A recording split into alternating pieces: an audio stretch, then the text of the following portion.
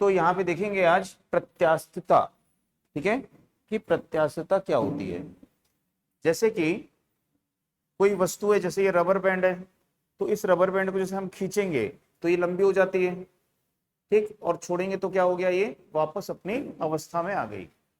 इसी तरह से जैसे आरी देखे होगे, हेक्सा ब्लेड देखे होगे, उसको यदि मोड़ोगे और छोड़ोगे तो क्या होगा, वो वापस अपनी अवस्था में आ जाती है। तो हम देखते हैं कि इसकी लंबाई में क्यों परिवर्तन हुआ। तो इसकी लंबाई में क्यों परिवर्तन हुआ, हमने बाहर से कोई एक बल लगाया है इस पे। तो जो बाहर से बल लगाए हैं, जो इसकी लंबाई को या इसकी आकृति को परिवर्तित करता है, उसको बोलते हैं विरूपक बल, यानी कि डिफॉर्मिंग फोर्स उसको बोलते हैं। तो पहले तो ये पता होना चाहिए कि विरूपक बल का मतलब क्या होता है। डिफॉर्मिंग फोर्स किसको बोलते हैं। तो विरूपक बल का मतलब होता है कि वह बाह्य बल एक्सटर्नल फोर्स जो वस्तु के आकार, आकृति आदि को परिवर्तित करता है।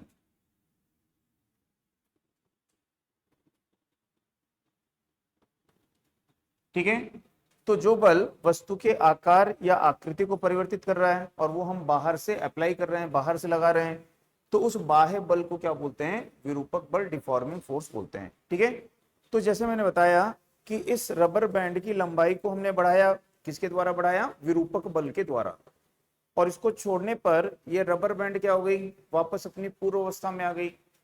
तो यहाँ पे जो कोई पदार्थ है उसका ये गुण कि यदि उस पर हम विरूपक बल लगाते हैं तो विरूपक बल द्वारा होने वाले परिवर्तन का वो विरोध करता है, और विरूपक बल हटाने पर वापस अपनी पूर्व अवस्था में आ जाता है। ठीक है, तो इस पे विरूपक बल लगाएंगे तो इसकी अवस्था में परिवर्तन हो गया, विरूपक बल हटाए तो वो अपनी पूर्व अवस्था में आ गया। ठीक, तो ये क्या कर रहा था, विरूपक बल जो लगाया गया है उसके कारण इसकी अवस्था में जो परिवर्तन हो रहा है उसका वो विरोध कर रहा है, और जैसे ही विरूपक बल को हटाया गया वो अपनी पूर्व अवस्था में आ गया। ठीक, तो पदार्थ का ये गुण क्या कहलाता है, उसकी प्रत्यास्थता कहलाता है। तो प्रत्यास्थता को हम यहाँ पे बोल सकते हैं कि प्रत्यास्थता क्या होती है, तो पदार्थ पदार्थ का वह गुण जो विरूपक बल द्वारा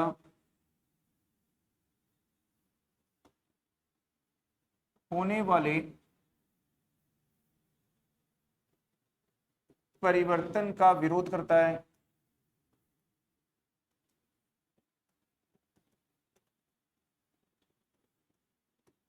और विरूपक बल हटाने पर अपने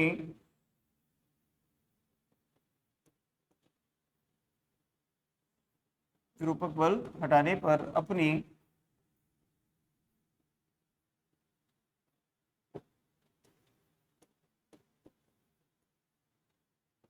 पूर्वावस्था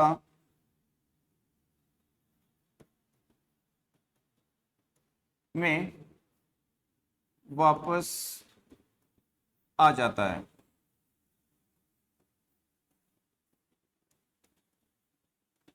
प्रत्यास्थता कहलाता है। ठीक, तो पदार्थ के जो गुण है इसको क्या बोलते हैं, उसकी प्रत्यास्थता बोलते हैं। तो यहाँ पे लगभग हर एक पदार्थ में क्या होती है, यहाँ पे प्रत्यास्थता होती है।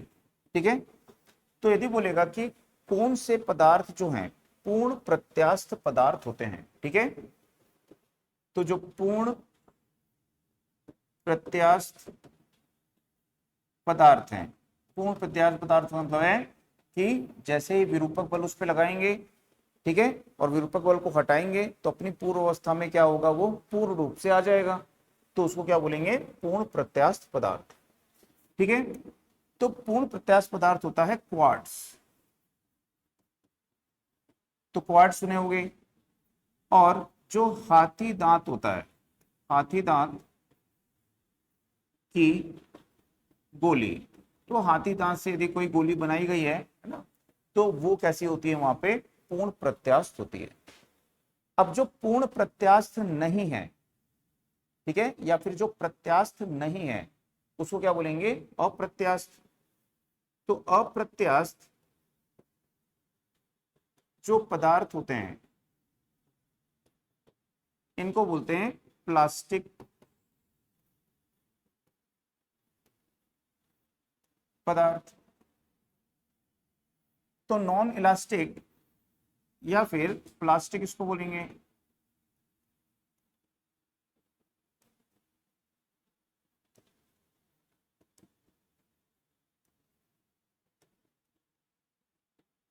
ठीक, तो यदि देखें कि जो विरूपक बल है, विरूपक बल के द्वारा इनमें जो परिवर्तन होगा वो कैसा परिवर्तन होगा, स्थायी परिवर्तन होगा। विरूपक बल हटा लेने पर भी ये अपनी पूर्व अवस्था में वापस नहीं आएंगे। ठीक है, तो विरूपक बल के कारण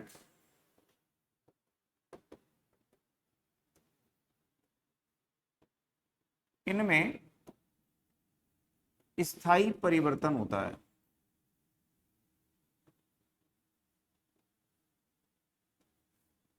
अर्थात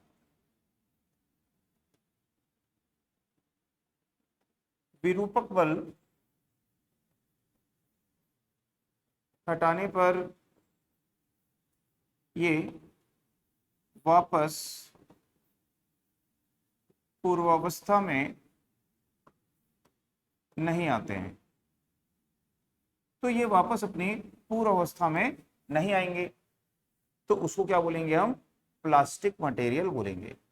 तो जो प्लास्टिक मटेरियल होता है कौन होता है यहाँ पे, तो जैसे गीली मिट्टी है, ठीक है, तो जैसे हम देखेंगे यहाँ पे कि जो गीली मिट्टी है या फिर मोम होती है, मोम, तो ये कैसे पदार्थ होते हैं, प्लास्टिक पदार्थ होते हैं या फिर ये अप्रत्यास्थ पदार्थ होते हैं, है ना। सब जानते हो गीली मिट्टी और मोम, यदि उसको आप बैंड कर दोगे, मोड़ दोगे, तो वापस अपनी पूर्व अवस्था में आएगा क्या, तो वापस नहीं आएगा। तो वो कैसा पदार्थ होगा वहां पे, तो वहां पे अप्रत्यास्थ या प्लास्टिक पदार्थ उसको बोलेंगे। ठीक, इसको नोट करिए। तो प्रत्यास्थता की सीमा का मतलब होगा कि विरूपक बल का वह अधिकतम मान जिस पर पदार्थ में प्रत्यास्थता का गुण विद्यमान रहता है या मौजूद रहता है। प्रत्यास्थता की सीमा कहलाती है। ठीक, तो यदि विरूपक बल इससे ज्यादा बढ़ाएंगे तो प्रत्यास्थता क्या होगी, उसमें समाप्त हो जाएगी। तो विरूपक बल का वह अधिकतम मान जिस पर किसी पदार्थ में प्रत्यास्थता का गुण विद्यमान रहेगा उसको प्रत्यास्थता की सीमा बोलेंगे। और यदि इस विरूपक बल से अधिक बल जैसे ही बढ़ाएंगे तो उसमें प्रत्यास्थता का गुण समाप्त हो जाता है। ठीक,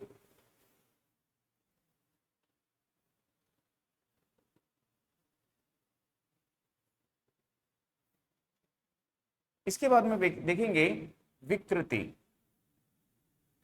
तो इसके बाद में हेडिंग डालिए विकृति। तो विकृति को क्या बोलते हैं, स्ट्रेन। तो स्ट्रेन का मतलब होता है कि जैसे कोई पदार्थ है और उस पदार्थ की, ठीक है, प्रारंभिक कोई विमा है। ठीक, तो पदार्थ की प्रारंभिक विमा क्या हो सकती है, उसकी लंबाई हो सकती है, ठीक है, उसका आयतन हो सकता है और उसका वहां पे आकार हो सकता है। यदि हम बाह्य बल आरोपित कर रहे हैं यानी विरूपक बल आरोपित कर रहे हो तो उसके कारण किसी पदार्थ की लंबाई में क्या होगा, परिवर्तन हो जाएगा, या उसके आयतन में परिवर्तन हो जाएगा, या उसके आकार में परिवर्तन हो जाएगा। तो इस प्रकार का जो परिवर्तन होता है यदि किसी पदार्थ में, तो उस परिवर्तन को क्या बोलते हैं, विकृति। ठीक है, तो विरूपक बल के कारण यदि किसी पदार्थ के लंबाई में या फिर किसी पदार्थ के आयतन में या उसके आकार में कोई परिवर्तन होता है तो उस परिवर्तन को क्या बोला जाता है, विकृति बोलते हैं। ठीक है, विकृत यानी विकृत हो जाना, है ना, उसका आकार उसका रूप परिवर्तित हो जाना, तो उसको क्या बोलेंगे, विकृति बोलेंगे। ठीक है, तो हम बोल सकते हैं यहाँ पे कि विरूपक बल के कारण किसी वस्तु की विमा, विमा यानी लंबाई, आयतन या आकार आदि में, विरूपक बल के कारण किसी वस्तु की विमा में परिवर्तन विकृति कहलाता है। तो विकृति को, स्ट्रेन को हम क्या बोल सकते हैं, तो विकृति या स्ट्रेन का मतलब होता है विमा में परिवर्तन। विमा यानी क्या होता है, डायमेंशन। विमा को क्या बोलते हैं, डायमेंशन। विमा में परिवर्तन यानी चेंज इन डायमेंशन अपॉन प्रारंभिक विमा, उसको बोल सकते हैं प्रारंभिक विमा। ठीक है, तो हम इसको बोल सकते हैं चेंज इन डायमेंशन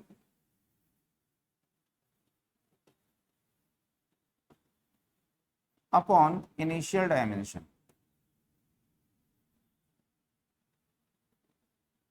तो इसका जो रेशियो है उसको क्या बोलेंगे, यहाँ पे विकृति बोलेंगे। तो विकृति जो होती है ये 3 प्रकार की यहाँ पे होती हैं। ठीक है, तो जैसे लंबाई में परिवर्तन हो रहा है तो उसको बोलते हैं अनुदैर्ध्य विकृति, यानी कि लॉन्गिट्यूडिनल स्ट्रेन उसको बोलते हैं। ठीक है, तो विकृति जो होती हैं 3 प्रकार की होती हैं। विकृति 3 प्रकार की होती हैं।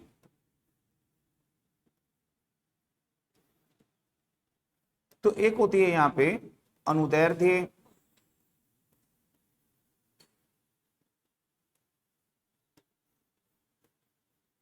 विकृति।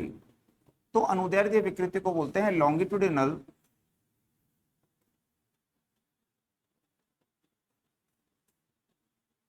स्ट्रेन। तो अनुदैर्ध्य विकृति का मतलब क्या होता है कि जैसे कोई एक ये तार है, ठीक, अब इस तार की लंबाई यहाँ पे है मान लीजिए L, और इसको हम क्या करते हैं, खींचते हैं। तो जब इसको हम खींचेंगे तो इसकी पहले लंबाई इतनी है, यहाँ से यहाँ तक L है। जो अब इसको खींचेंगे तो इसकी लंबाई क्या हो गई, ये बढ़ गई। तो ये लंबाई में क्या हुआ, परिवर्तन। तो लंबाई में परिवर्तन बटा पूर्व लंबाई, तो विमा में परिवर्तन की जगह क्या आ जाएगा, लंबाई में परिवर्तन। और प्रारंभिक विमा यानी क्या हो जाएगा, प्रारंभिक लंबाई।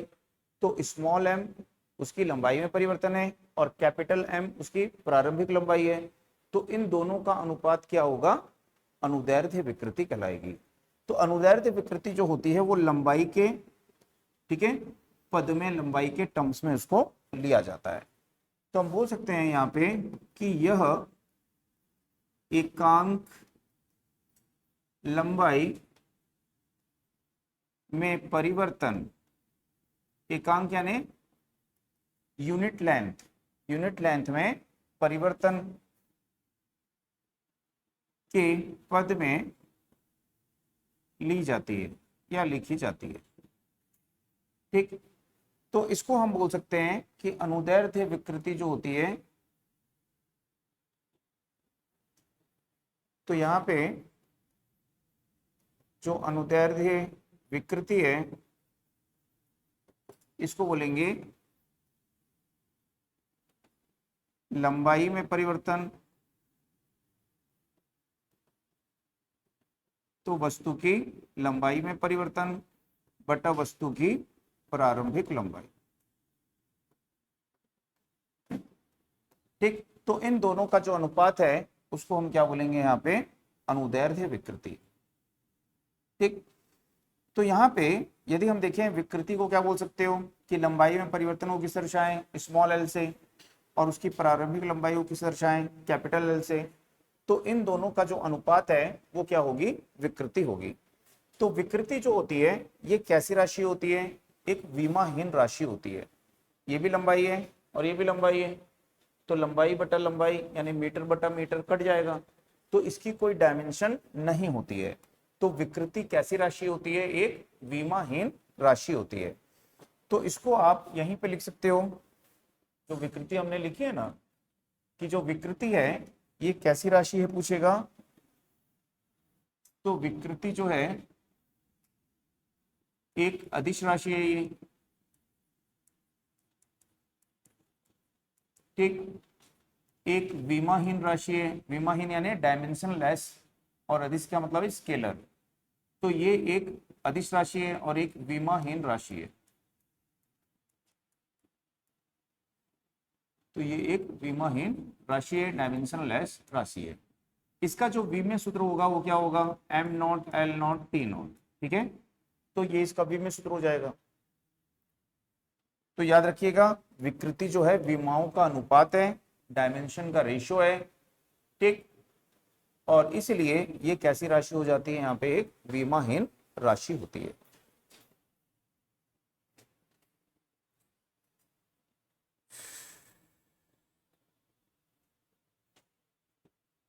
हो गया, नोट कर लिए।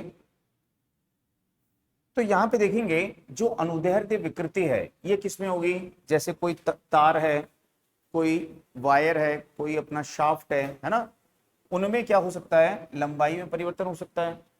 तो ये जो अनुदैर्ध्य विकृति होती है ये किसमें होती है, केवल ठोस पदार्थ में होती है, ठीक है। तो अनुदैर्ध्य विकृति जो है केवल ठोस पदार्थ यानी सॉलिड मटेरियल में होती है,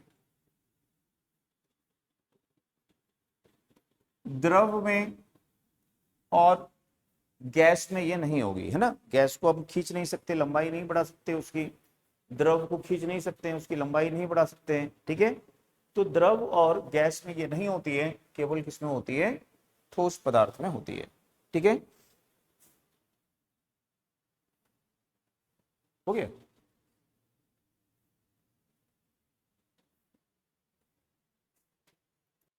ठीक, अब इसके बाद में देखेंगे यहाँ पे नेक्स्ट होती है आयतन विकृति।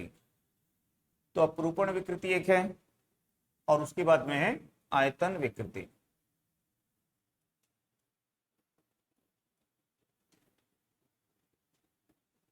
तो आयतन विकृति को बोलते हैं वॉल्यूम स्ट्रेन,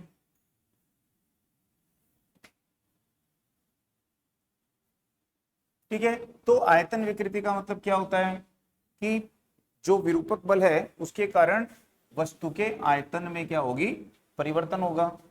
तो विरूपक बल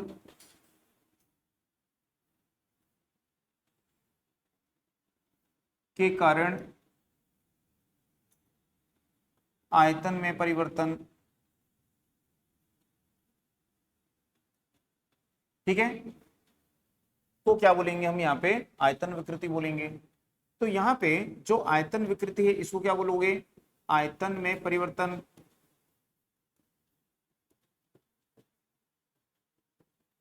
और प्रारंभिक आयतन,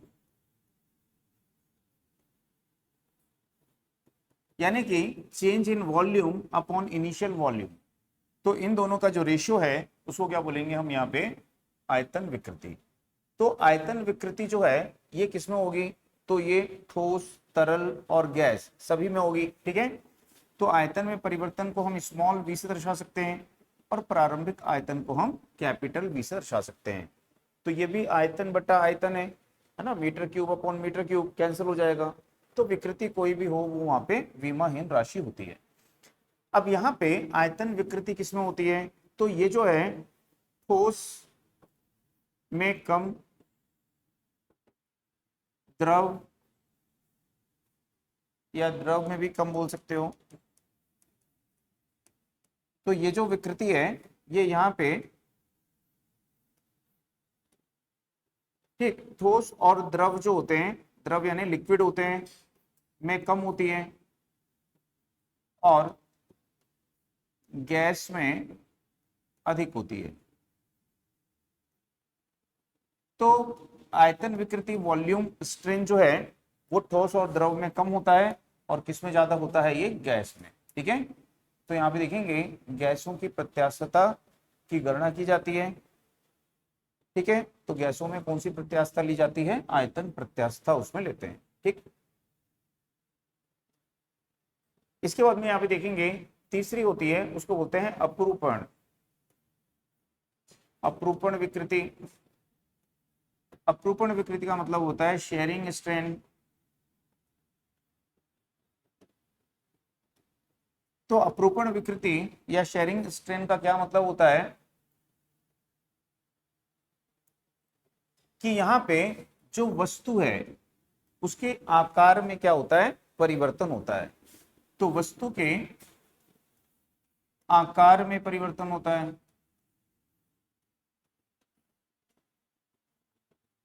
तो जैसे मान लीजिए कि यहाँ पे कोई इस प्रकार से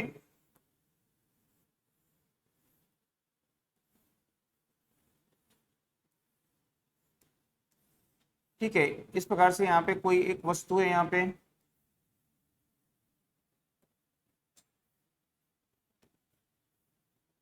कैसे बना लेते हैं,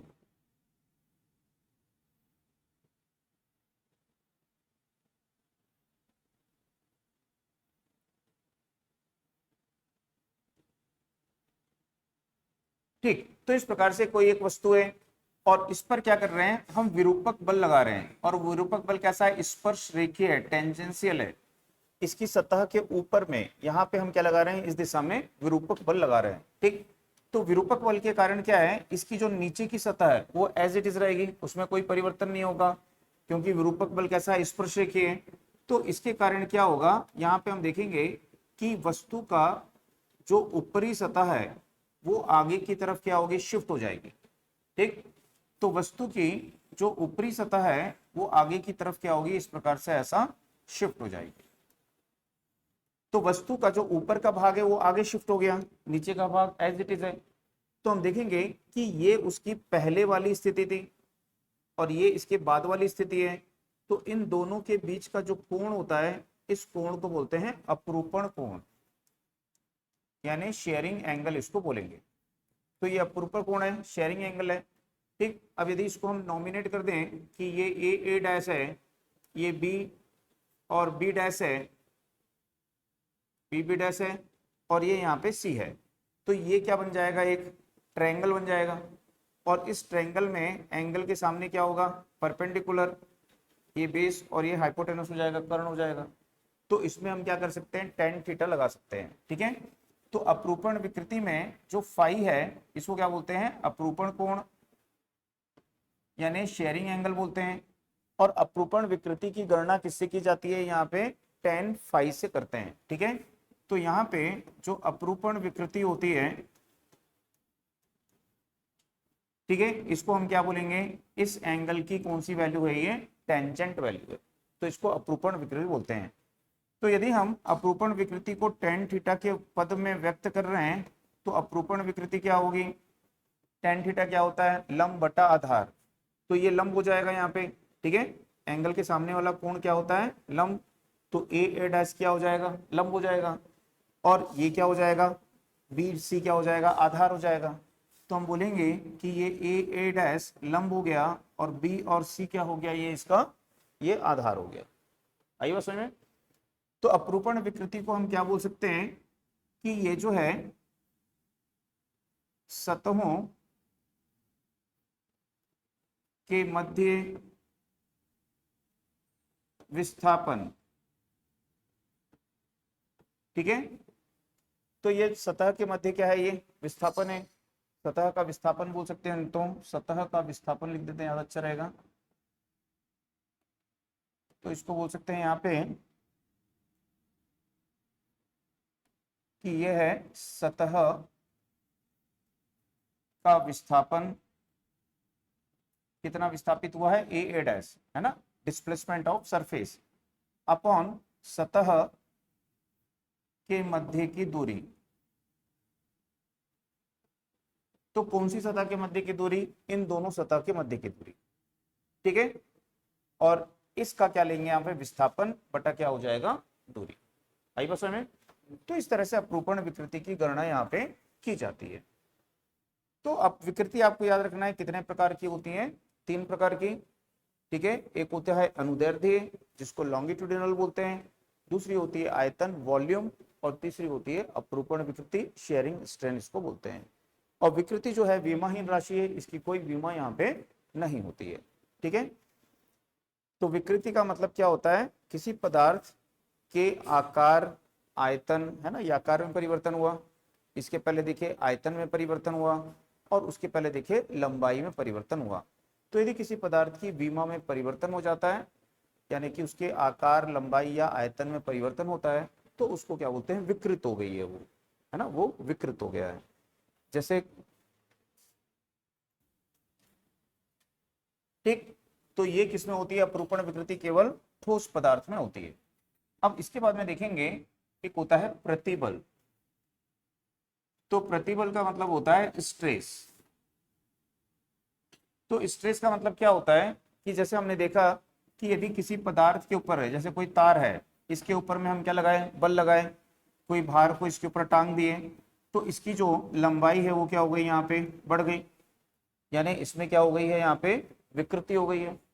ठीक, अब यदि हम इस बल को लगाएं, हटा लेंगे, ये जो बल हमने लगाया है, जो भार हमने टांगा है, इसको हटा लेंगे, तो ये पदार्थ अपने क्या होता है? पूर्व अवस्था में आ जाता है कि नहीं? तो जब हमने इसके ऊपर में कोई बल लगाया है, कौन सा बल लगाया है? विरूपक बल। तो उस विरूपक बल के कारण ठीक इसकी अवस्था में, इसकी लंबाई में क्या हुआ? परिवर्तन हुआ। लेकिन अब ये पदार्थ क्या करता है? इस पदार्थ के अंदर में एक दूसरा बल उत्पन्न होता है, जिस बल को क्या बोलते हैं? प्रत्यानयन। प्रत्यानयन बल, प्रत्यानयन बल को बोलते हैं रिस्टोरिंग फोर्स। तो प्रत्यानयन बल, रिस्टोरिंग फोर्स का काम क्या है? कि ये इस विरूपक बल के कारण जो इसमें विकृति आई है उसका विरोध करेगा। ठीक है, उसका क्या करेगा? विरोध करेगा। और जैसे ही विरूपक बल हटेगा तो वापस उसको क्या ले आएगा? अपनी पूर्व अवस्था में। तो पदार्थ को विरूपक बल हटने पर उसकी जो पूर्व अवस्था में लेके आ रहा है बल, उस बल को क्या बोलेंगे हम? प्रत्यानयन बल, यानी कि रिस्टोरिंग फोर्स। रिस्टोर करना यानी वापस उसकी पुरानी अवस्था में लेकर आ जाना, रिस्टोर करना। तो इसलिए उसको क्या बोला गया वहां पे? रिस्टोरिंग फोर्स वहां पे बोला गया। ठीक है, तो यहां पे हम बोलेंगे कि किसी भी पदार्थ के इकाई क्षेत्रफल पर, यानी पर यूनिट एरिया पर जो प्रत्यानयन बल कार्य कर रहा है, ठीक है, जो विरूपक बल का विरोध करता है, और विरूपक बल के हटने पर वापस उसको अपनी पूर्व अवस्था में लेके आ जाता है, उसको क्या बोलते हैं? वहां पे प्रतिबल बोलते हैं।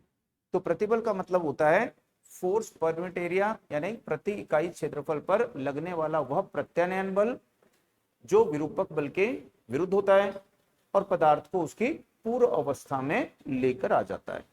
आई बस में? तो उसको हम बोल सकते हैं कि जो प्रतिबल है कि किसी पदार्थ या किसी वस्तु, लिख देते हैं, किसी वस्तु,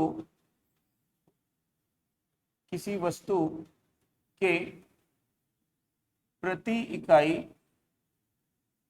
क्षेत्रफल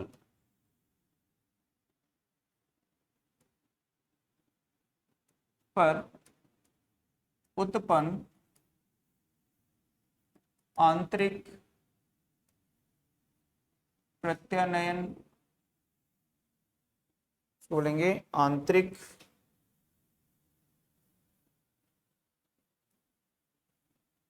प्रत्यानयन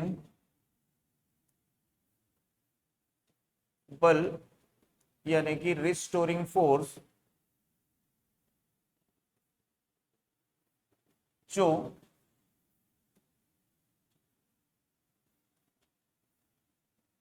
विरूपक बल के विपरीत कार्य करता है, और वस्तु को उसकी पूर्वावस्था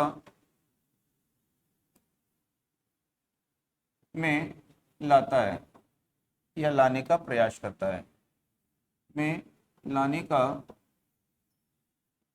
प्रयास करता है, प्रतिबल कहलाता है।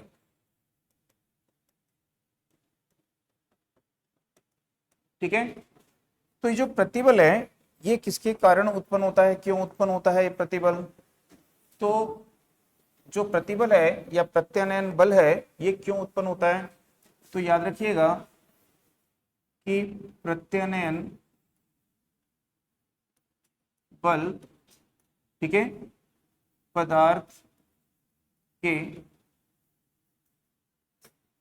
अंतरा आणविक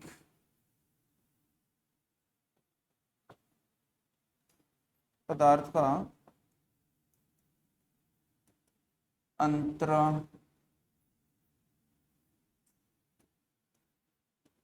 आणविक बल है।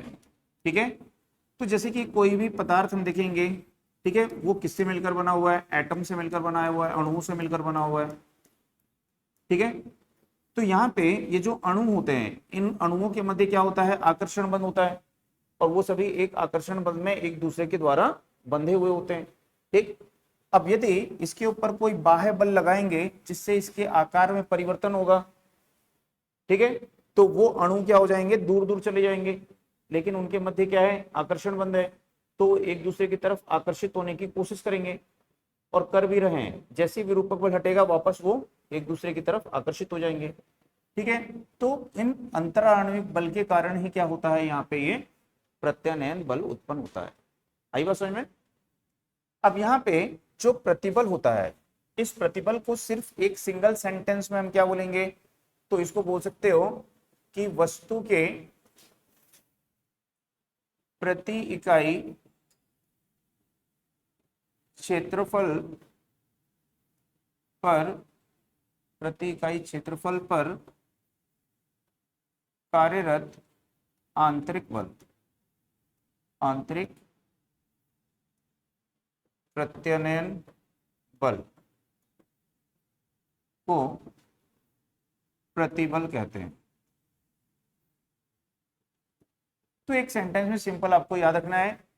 ठीक है, तो प्रतिबल को हम क्या बोल सकते हैं कि जो प्रतिबल है, स्ट्रेस है, इसको बोल सकते हो बल प्रति इकाई क्षेत्रफल, यानी कि फोर्स पर यूनिट एरिया। तो बल की इकाई क्या होती है? तो बल की इकाई क्या होती है बताओ? तो बल की यूनिट होती है न्यूटन, तो इसकी यूनिट क्या हो जाएगी? न्यूटन। क्षेत्रफल की क्या होती है? मीटर स्क्वायर, तो इसकी यूनिट क्या हो जाएगी? न्यूटन पर मीटर स्क्वायर।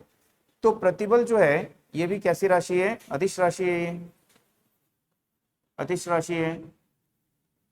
ठीक, तो प्रतिबल एक अदिश राशि है और इसका जो एसआई मात्रक है वो एसआई मात्रक है न्यूटन पर मीटर स्क्वायर। इसका जो सीजीएस मात्रक है डाइन हो जाएगा, है ना, डाइन पर सेंटीमीटर स्क्वायर। और इसका जो विमीय सूत्र है का विमीय सूत्र जो होगा, ठीक है, बल का सबको पता है mLT-2, और क्षेत्रफल का क्या होता है? L square metre square. ठीक, तो यहाँ पे क्या हो जाएगा? ये ml-1 T-2। तो ये इसका विमीय सूत्र यहाँ पे हो जाएगा, इसको नोट करिए। ठीक, तो हुक का नियम जो है ये किसमें संबंध बताता है? तो ये बताता है कि जो विरूपक बल होता है, विरूपक बल के कारण वस्तु में होने वाले परिवर्तन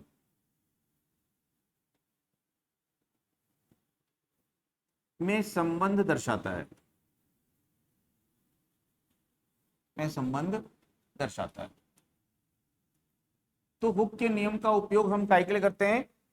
तो ये पता करने के लिए कि विरूपक बल के कारण वस्तु में कितना परिवर्तन होगा। ठीक है, तो विरूपक बल और वस्तु में होने वाले परिवर्तन में क्या संबंध होगा, तो उसके लिए हुक का नियम यहाँ पे यूज करते हैं। तो हुक का जो नियम होता है इसी को और मॉडिफाई किया, ठीक है, इसको और ज्यादा सुधारा गया। तो हुक के नियम को किसने सुधारा, थॉमस यंग ने। ठीक है, तो यहाँ पे हुक के नियम को थॉमस यंग ने सुधार कर इस प्रकार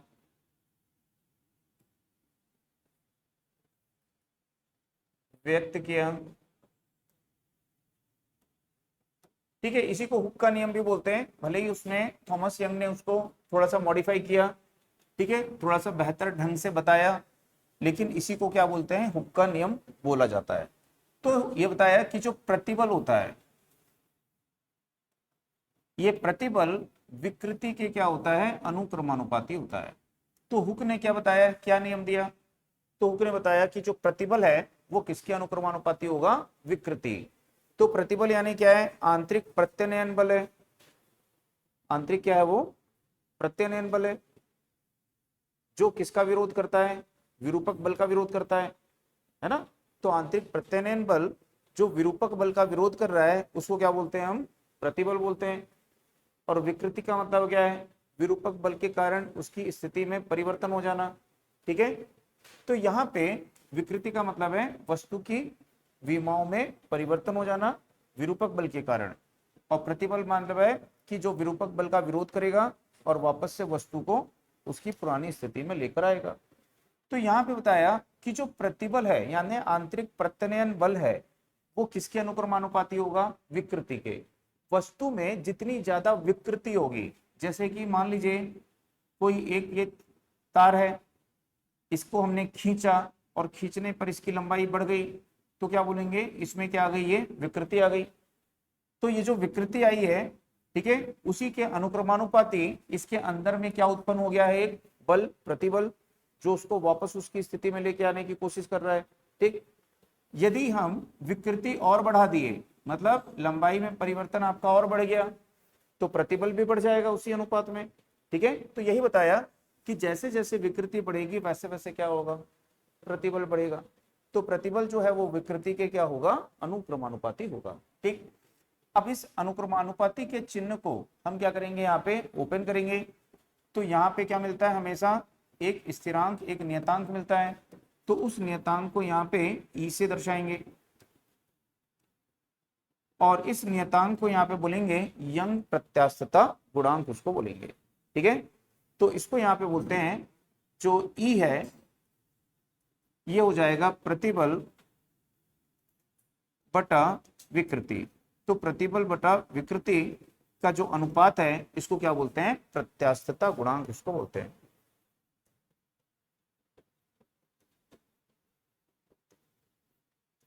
ठीक, तो इसको क्या बोलेंगे यहाँ पे, प्रत्यास्थता गुणांक इसको यहाँ पे बोलेंगे।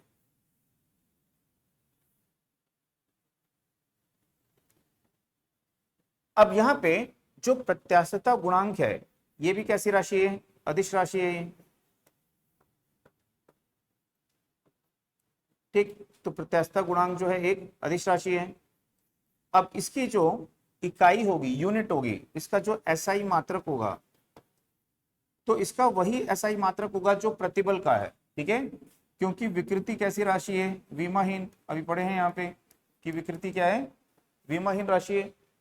तो जो मात्रक प्रतिबल का होगा वही प्रत्यास्थता गुणांक का होगा। तो प्रतिबल का हमने क्या लिखा था अभी, तो न्यूटन प्रति मीटर स्क्वायर। ठीक है, तो वही मात्रक किसका होगा, यहाँ पे प्रत्यास्थता गुणांक का होगा। तो प्रत्यास्थता गुणांक और प्रतिबल दोनों के मात्रक समान होते हैं, क्योंकि विकृति क्या होती है, विमाहीन राशि होती है। अब यहाँ पे इसका जो विमीय सूत्र होगा वो भी सेम होगा। तो इसका विमीय सूत्र वही होगा जो प्रतिबल का होगा। तो हमने लिखा था ml-1 t-2। तो यही इसका विमेय सूत्र भी यहाँ पर रहेगा। तो प्रतिबल और, ठीक है, तो प्रतिबल और प्रत्यास्थता गुणांक दोनों के विमेय सूत्र और मात्रक कैसे होते हैं, समान। इसको नोट करिए। ठीक, तो प्रत्यास्थता गुणांक को यहाँ पे इंग्लिश में क्या बोलेंगे, मॉडुलस ऑफ इलास्टिसिटी। अब यहाँ पे जो प्रत्यास्थता गुणांक है इसके भी प्रकार होते हैं, तो इसके भी यहाँ पे 3 प्रकार होते हैं। जैसे विकृति 3 प्रकार की है, वैसे ही प्रत्यास्थता गुणांक भी 3 प्रकार के हैं। ठीक है, तो यहाँ पे देखेंगे प्रत्यास्थता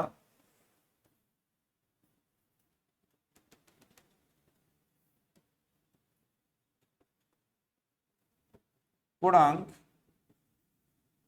के प्रकार,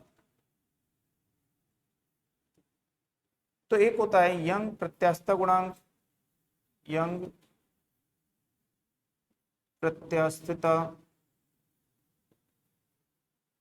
गुणांक या यंग मापांक, तो इसको बोलते हैं यंग मॉडुलस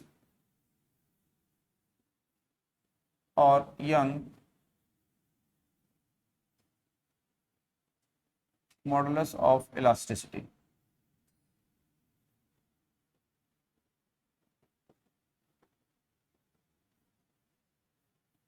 तो यंग प्रत्यास्थता गुणांक को y से दर्शाते हैं ना, इसमें क्या y है यंग, तो y से यंग प्रत्यास्थता गुणांक को y से यहाँ पे दर्शाया जाता है। तो यंग प्रत्यास्थता गुणांक जो होता है ये हमको किसमें संबंध को बताता है, तो जैसे प्रत्यास्थता गुणांक क्या है, प्रतिबल बटा विकृति है, तो प्रत्यास्थता गुणांक को क्या लिखते हैं हम, प्रतिबल बटा विकृति। तो यंग प्रत्यास्थता गुणांक जो होता है वो किसी तार के लिए होता है। तार की लंबाई को जैसे खींचेंगे तो उसमें कौन सी विकृति आएगी, अनुदैर्ध्य विकृति, है ना, लॉन्गिट्यूडिनल स्ट्रेन उसमें आएगा। तो यहाँ पे जो प्रतिबल है तो इसको बोलोगे अनुदैर्ध्य प्रतिबल, यानी कि लॉन्गिट्यूडिनल स्ट्रेस अपॉन अनुदैर्ध्य विकृति, यानी लॉन्गिट्यूडिनल स्ट्रेन का रेशियो होता है। ठीक है, तो अनुदैर्ध्य प्रतिबल और अनुदैर्ध्य विकृति का ये अनुपात होता है, तो इसको क्या बोलते हैं यहाँ पे, यंग प्रत्यास्थता गुणांक। ठीक, तो जैसे हम बोलेंगे कि प्रतिबल क्या होता है, तो प्रतिबल क्या होता है, फोर्स पर यूनिट एरिया, बल प्रति इकाई क्षेत्रफल होता है ये। ठीक, और अनुदैर्ध्य विकृति क्या होती है, तो लंबाई में परिवर्तन बटा क्या होती है, वास्तविक लंबाई या प्रारंभिक लंबाई, है ना। अनुदैर्ध्य विकृति पढ़ेंगे ना, अनुदैर्ध्य विकृति हम किसके लिए लेते हैं, लंबाई से संबंधित है ना, लॉन्गिट्यूडिनल स्ट्रेन बोलते हैं इसको, और इसको लॉन्गिट्यूडिनल स्ट्रेस बोलोगे। तो ये लंबाई से संबंधित होता है यंग का जो मापांक है या यंग जो प्रत्यास्थता गुणांक है। ठीक है, तो प्रतिबल का क्या फार्मूला होता है, बल प्रति इकाई क्षेत्रफल, फोर्स पर यूनिट एरिया, और विकृति का क्या होता है, अनुदैर्ध्य के लिए लंबाई में परिवर्तन बटा प्रारंभिक लंबाई। तो इसको हम क्या लिख सकते हैं यहाँ पे, तो इसको लिख सकते हैं हम F बटा a small l into capital L हो जाएगा। ठीक, तो यहाँ पे L और L क्या हो जाएंगे, मतलब L कैंसिल नहीं होंगे, मीटर और मीटर क्या हो जाएंगे, कैंसिल हो जाएंगे। तो इसकी यूनिट क्या होगी, न्यूटन, इसकी क्या होगी, मीटर स्क्वायर, तो इसकी यूनिट क्या हो जाएगी यहाँ पे, न्यूटन पर मीटर स्क्वायर। यही हमने पढ़ी है ना, प्रत्यास्थता गुणांक है ये, प्रत्यास्थता गुणांक, ये भी प्रत्यास्थता गुणांक है। प्रत्यास्थता गुणांक कोई भी हो उसकी इकाई एक ही रहेगी, विकृति कोई भी हो उसकी इकाई एक ही रहेगी। ठीक है, तो विकृति की इकाई एक ही रहेगी, और यहाँ पे मतलब विकृति तो विमहीन है, उसकी कोई इकाई नहीं होगी। तो प्रत्यास्थता गुणांक जो भी होगा उस प्रत्यास्थता गुणांक की इकाई क्या होगी, हमेशा न्यूटन पर मीटर स्क्वायर होगा।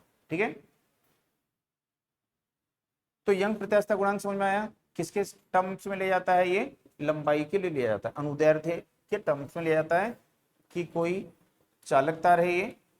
ठीक है, इस प्रकार से कोई तार है ये, और इस तार की ये वास्तविक लंबाई है, और जब इसको हम खींचेंगे तो इसकी लंबाई में क्या हो गया है, परिवर्तन।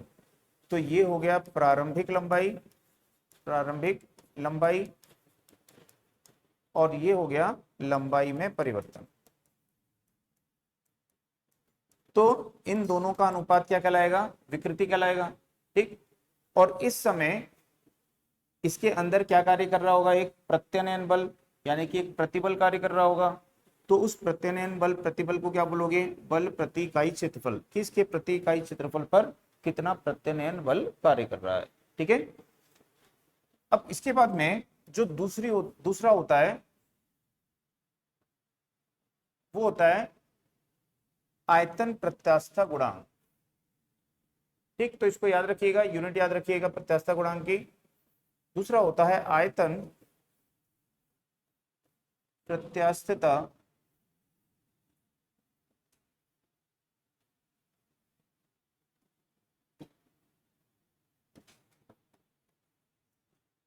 गुणांक।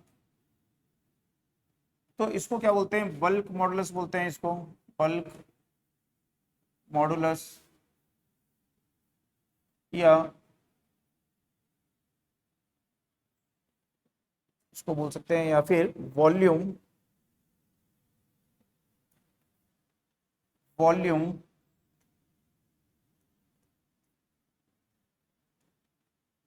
Modulus of elasticity. ठीक है, वॉल्यूम मॉडुलस ऑफ इलास्टिसिटी या बल्क मॉडुलस इसको यहाँ पे बोलते हैं। तो यहाँ पे आयतन प्रत्यास्थता गुणांक जो होगा ये हम किसको बोलेंगे? तो आयतन प्रत्यास्थता गुणांक जो होता है ये किसके लिए आता है? मैंने बताया था गैसों में सबसे ज्यादा होता है आयतन में परिवर्तन। तो जैसे कोई एक बंद बर्तन है ये, और इस बर्तन के अंदर में यहाँ पे क्या है? ऐसा गैस भरी हुई है, और यहाँ पे हमने एक कोई पिस्टन लगाया हुआ है ये। ठीक, और इस पिस्टन के ऊपर में क्या करेंगे? हम यहाँ पे एक बल लगाएंगे, फोर्स अप्लाई करेंगे। तो इसका जो प्रारंभिक आयतन होगा वो होगा कैपिटल वी। तो ये प्रारंभिक आयतन है ये। तो जब इसके ऊपर में हम बल लगाएंगे तो ये जो पिस्टन होगा, ये पिस्टन ऐसा नीचे आ जाएगा यहाँ पे। तो पिस्टन अपने स्थान से क्या होगा? इस प्रकार से नीचे आ जाएगा। तो इसके आयतन में क्या हो जाएगा? परिवर्तन हो जाएगा। तो यदि हम बोलेंगे कि इसके आयतन में क्या हो गया? परिवर्तन, तो आयतन में परिवर्तन हो गया ये प्रारंभिक आयतन, और ये क्या है? इसके आयतन में परिवर्तन है ये। ठीक है, तो अब जो वास्तविक आयतन है उसमें से प्रारंभिक आयतन में से वास्तविक आयतन को माइनस करेंगे अब, तो क्या मिल जाएगा आपको? आयतन में परिवर्तन मिल जाएगा। ठीक है, तो यहाँ पे हम देखेंगे कि जो अनुदैर्ध्य प्रतिबल होगा, ठीक है, इसकी जगह आपको क्या लिखना पड़ेगा? तो इसकी जगह आपको यहाँ पे क्या लिखना पड़ेगा कि सामान्य या नॉर्मल, अब है ना, या फिर अभिलंब, उसको क्या बोलते हैं? प्रतिबल बोलते हैं। तो इसको बोलते हैं अभिलंब प्रतिबल। अभिलंब यानी क्या होता है? नॉर्मल स्ट्रेस उसको बोलेंगे, है ना। सामान्य स्ट्रेस है, नॉर्मल स्ट्रेस है। नॉर्मल यानी क्या होता है? जो परपेंडिकुलर होता है, लंबवत होता है। ठीक है, उसको नॉर्मल स्ट्रेस या फिर अभिलंब प्रतिबल उसको यहाँ पे बोलते हैं। और अपॉन हो जाएगा यहाँ पे आयतन में परिवर्तन है, तो किसमें विकृति होगी? यहाँ पे आयतन विकृति हो जाएगी। तो हम क्या लिखेंगे? आयतन विकृति। तो विकृति हमने पढ़ी है ना, आयतन में विकृति होती है। तो अभिलंब प्रतिबल और बटा क्या हो जाएगा? आयतन में विकृति। तो इन दोनों का जो अनुपात है उसको क्या बोलेंगे? आयतन प्रत्यास्थता गुणांक इसको बोलेंगे। ठीक, तो ये आपका आयतन प्रत्यास्थता गुणांक यहाँ पे हो जाएगा। यूनिट सेम रहेगी, न्यूटन पर मीटर स्क्वायर। ठीक है, यूनिट में यहाँ पे कहीं पे कोई चेंज नहीं आएगा। एक होता है दृढ़ता प्रत्यास्थता गुणांक, एक होता है दृढ़ता प्रत्यास्थता गुणांक, यानी रिजिडिटी ऑफ मॉडुलस। ठीक है, तो रिजिडिटी ऑफ मॉडुलस उसको बोलेंगे। तो दृढ़ता प्रत्यास्थता गुणांक, रिजिडिटी ऑफ मॉडुलस का मतलब क्या होता है? तो जैसे हमने देखा कि किसी वस्तु के ऊपर में जब हम क्या करेंगे? प्रतिबल लगाएंगे, तो प्रतिबल लगाने पर उसके आकार में क्या होता है, परिवर्तन हो जाता है, जिसको हमने बोला था अपरूपण विकृति, शेयरिंग स्ट्रेन। तो ये किसके लिए लिया जाता है, शेयरिंग स्ट्रेन के लिए लिया जाता है। ठीक है, तो जैसे अभी थोड़ी देर पहले पढ़े हैं ना कि इस प्रकार से यहाँ पे कोई ये, ठीक है, ऑब्जेक्ट है और इसके ऊपर हम क्या लगा रहे हैं, बल लगा रहे हैं, तो इसमें क्या हो जाता है, यहाँ पे इस प्रकार से परिवर्तन हो जाता है। ठीक, तो यहाँ पे इसका आकार क्या हो रहा है, वहां पे आगे की तरफ शिफ्ट हो जा रहा है, आयतन में कोई परिवर्तन नहीं हो रहा है, आकार में परिवर्तन हो रहा है। ठीक है, तो उसके लिए क्या लेते हैं, दृढ़ता प्रत्यास्थता गुणांक यहाँ पे लेते हैं। तो इसको बोल सकते हैं हम यहाँ पे कि स्पर्श स्पर्श रेखीय प्रतिबल हो जाएगा ये। ठीक है, और अपन होगा अपरूपण विकृति, यानी कि शेयरिंग स्ट्रेन। तो प्रतिबल जो होगा स्पर्श रेखीय होगा और जो अपरूपण विकृति यहाँ पे लेंगे तो इसका अनुपात क्या कहलाएगा, दृढ़ता या रिजिडिटी ऑफ मॉडुलस कहलाएगा।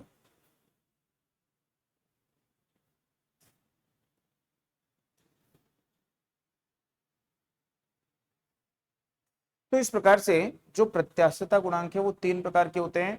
तो हुक का नियम आपको एकदम याद रखना है ना, इंपॉर्टेंट होता है, कई बार एग्जाम में इसको पूछा जाता है कि हुक का नियम क्या होता है। तो आपको याद रखना है हुक का नियम क्या होता है कि जो प्रतिबल है वो विकृति के अनुक्रमानुपाती होता है। ठीक है, तो हुक ने हमको क्या बताया कि प्रतिबल विकृति के अनुक्रमानुपाती होता है। ठीक, प्रतिबल विकृति के अनुक्रमानुपाती होता है और प्रतिबल और विकृति का अनुपात क्या होता है, प्रत्यास्थता गुणांक होता है। तो यदि बोलेंगे कि जो हुक का नियम है वो किसको परिभाषित करता है, यदि क्वेश्चन पूछा आपको, ये क्वेश्चन आता है एग्जाम में कि क्वेश्चन पूछा कि हुक्स लॉ वस्तुतः किसे परिभाषित करता है, या पूछा कि हुक्स लॉ अनिवार्य रूप से किसे परिभाषित करता है। ठीक है, शब्दों के हेरफेर हैं, दोनों का मतलब एक ही है। तो यहाँ पे किसको परिभाषित करता है बताओ, ये तो ये प्रत्यास्थता गुणांक को परिभाषित करता है। ठीक है, क्योंकि हमको क्या मिलता है यहाँ पे, प्रत्यास्थता गुणांक, जो क्या होता है, प्रतिबल बटा विकृति होता है। ठीक, तो हुक का नियम किसको परिभाषित करता है, यहाँ पे प्रत्यास्थता गुणांक को परिभाषित करता है। ठीक है, इसको आपको याद रखना है।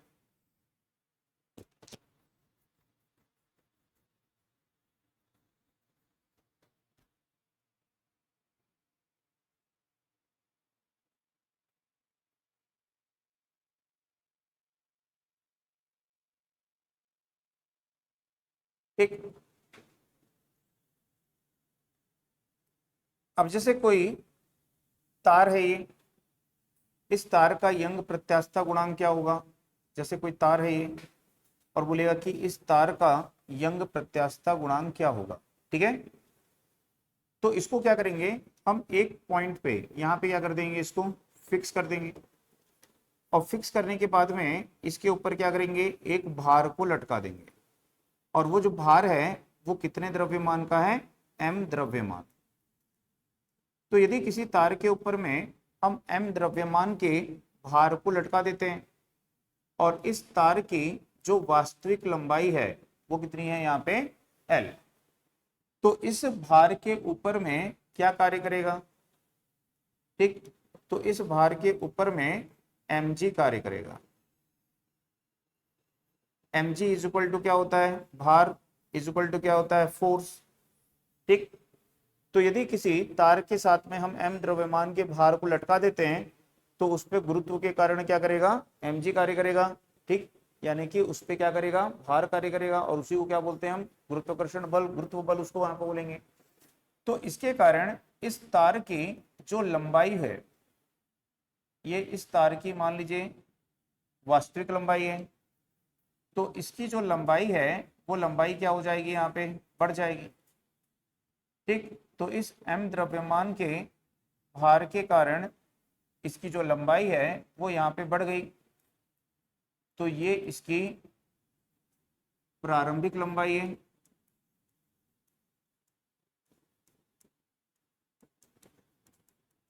और ये है इसकी लंबाई में वृद्धि, लंबाई में वृद्धि है, लंबाई बढ़ गई यहाँ पे। तो इसका जो यंग प्रत्यास्थता गुणांक है उसका मान क्या होगा।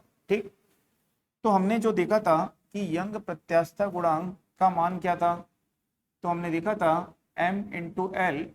ठीक, और दूसरा हमने देखा था जो f है, सॉरी एफ एल, हमने क्या देखा था, एफ एल। तो हमने देखा था f इंटू एल और a इंटू स्मॉल एल, यानी कि है ना, फोर्स पर यूनिट एरिया और बॉन्ड क्या था, विकृति।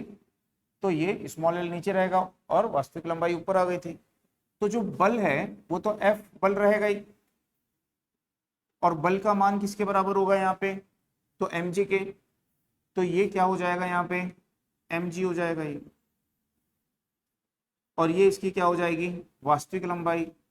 और जो तार है उसका क्षेत्रफल कैसा होता है, तो तार का क्षेत्रफल कैसा होता है, वृत्ताकार। तो वृत्ताकार क्षेत्रफल होता है, तो वृत्त का क्षेत्रफल क्या होता है, पाई आर स्क्वायर। ठीक, तो यहाँ पे क्या लिखेंगे, इसका क्षेत्रफल है पाई आर स्क्वायर, और ये क्या हो जाएगा यहाँ पे एल। तो ये क्या हो जाएगा, किसी तार के लिए यंग प्रत्यास्थता गुणांक का मान हो जाएगा। ठीक है, तो ये द्रव्यमान हो गया, भार जो लटकाए हो उसका द्रव्यमान है, और जी क्या हो गया, गुरुत्व त्वरण हो गया, एल क्या हो गई, वास्तविक लंबाई या प्रारंभिक लंबाई, स्मॉल एल क्या है, लंबाई में परिवर्तन, आर क्या है, तार की त्रिज्या।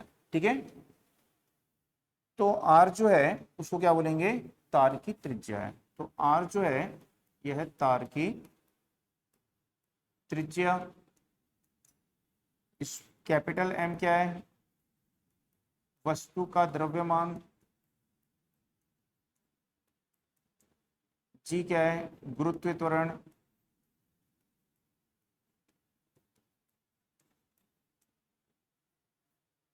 और एल तो स्मॉल एल तो पता ही है ना, यहाँ लिखे हुए हैं दोनों। तो ये तार का यंग प्रत्यास्थता गुणांक है, जो सरल उपकरण बोलते हैं, सरल उपकरण से उसको यहाँ पे इस प्रकार से निकाला जाता है। तो इस उपकरण को सरल उपकरण नाम दिया जाता है।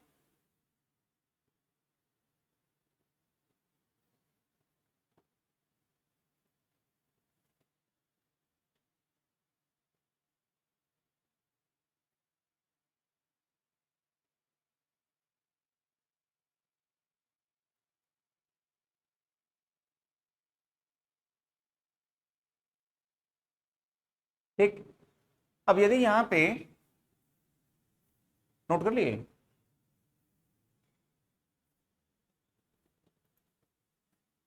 तो यदि यहाँ पे देखेंगे कि यदि हम क्या करते हैं, यहाँ पे अलग अलग पदार्थ के तार ले लेते हैं, अलग अलग पदार्थ के, अलग अलग पदार्थ ले लिए और इनके ऊपर क्या कर दिए, समान भार लटका दिए। ठीक है, पदार्थ अलग हैं, तार की लंबाई समान है, उनकी त्रिज्या, उनका एरिया समान है, तो लंबाई समान है। ठीक है, क्षेत्रफल समान है, पदार्थ अलग अलग हैं, भार भी कैसा है, समान है। तो बल का मान भी समान है, तार की लंबाई भी समान है, उसकी त्रिज्या, उसका क्षेत्रफल भी समान है। ठीक है, तो समान बल समान लंबाई के लिए जिसमें वृद्धि ज्यादा होगी, जिसकी लंबाई में वृद्धि क्या होगी, ज्यादा होगी, तो उसका प्रत्यास्थता गुणांक क्या हो जाएगा, कम हो जाएगा। ठीक है, तो समान बल आरोपित करने पर जिसकी लंबाई में क्या होती है, ज्यादा वृद्धि होती है, तो उसका प्रत्यास्थता गुणांक क्या होता है, कम। तो जैसे रबर और स्टील है, तो रबर का एक तार है, एक रबर है मान लो, और एक स्टील है, दोनों पे समान बल आरोपित करेंगे तो किसकी लंबाई में वृद्धि ज्यादा होगी? रबर की। तो रबर का प्रत्यास्थता गुणांक क्या होता है? कम होता है। ठीक है, स्टील का क्या होता है? ज्यादा होता है। तो जिसकी लंबाई में ज्यादा वृद्धि होगी, स्मॉल एल क्या है? लंबाई में वृद्धि है। तो जिसकी लंबाई में ज्यादा वृद्धि होगी उसका प्रत्यास्थता गुणांक क्या होता है? कम होता है। रबर का प्रत्यास्थता गुणांक क्या होता है? कम होता है। ठीक है, तो ये बहुत इंपॉर्टेंट क्वेश्चन है जो एग्जाम में अक्सर आ सकता है। ठीक है, और आया भी है पहले कई बार। तो इसको आपको याद रखना है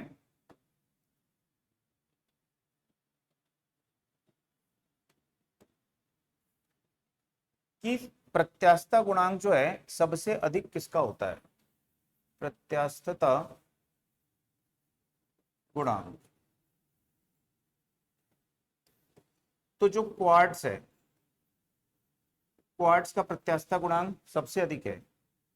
ठीक, इसके बाद में स्टील, स्टील को हिंदी में क्या बोलते हैं? इस्पात। दोनों एक ही हैं, स्टील बोलिए या इस्पात बोलिए। ठीक है, इसके बाद में कांच वगैरह है, और इससे भी कम किसका होता है? रबर का। ठीक, तो सबसे ज्यादा किसका होता है? क्वार्ट्ज का। तो ये आपको याद रखना है, सबसे अधिक क्वार्ट्ज का, फिर उसके बाद में किसका होता है? स्टील का, फिर कांच, फिर रबर वगैरह का नंबर वहां पे आएगा। ठीक,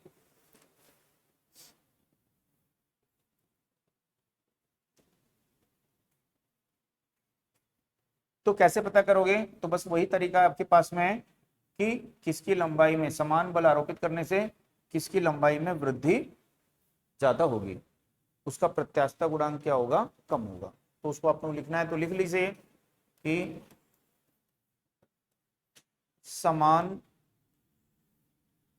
ऐसे लिख देते हैं, अलग अलग पदार्थ के दो तारों पर समान बल आरोपित करने पर जिस तार की लंबाई में वृद्धि अधिक होती है, ठीक है, लंबाई में वृद्धि अधिक होती है, उसका प्रत्यास्थता गुणांक कम होता है।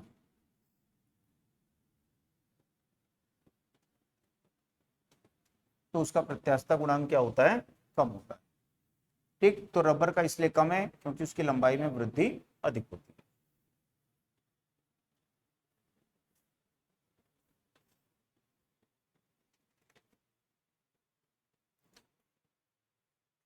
दूसरा याद रखना है कि वायु की अपेक्षा जल का प्रत्यास्थता गुणांक अधिक होता है। वायु की अपेक्षा जल का प्रत्यास्थता गुणांक अधिक होता है। ठीक है, इसके अलावा तापक्रम के परिवर्तन का प्रत्यास्थता गुणांक पर क्या प्रभाव पड़ता है?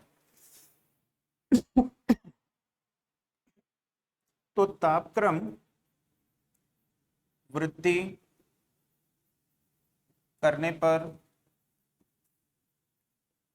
प्रत्यास्थता गुणांक घटता है। ये सब क्वेश्चन इंपॉर्टेंट है। गुणांक घटता है, तो यदि तापक्रम बढ़ाएंगे तो प्रत्यास्थता गुणांक क्या होगा? वहां पे घट जाएगा। दूसरा, अशुद्धि मिलाते हैं, है ना? तो पदार्थ में अशुद्धि यानी इंप्योरिटी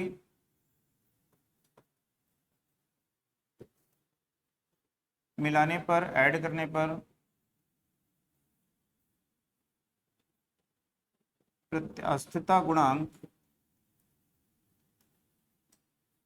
बढ़ता है। तो अशुद्धि मिलाने में बढ़ता है और तापक्रम बढ़ाने पर घटता है। तो ये आपको यहाँ पे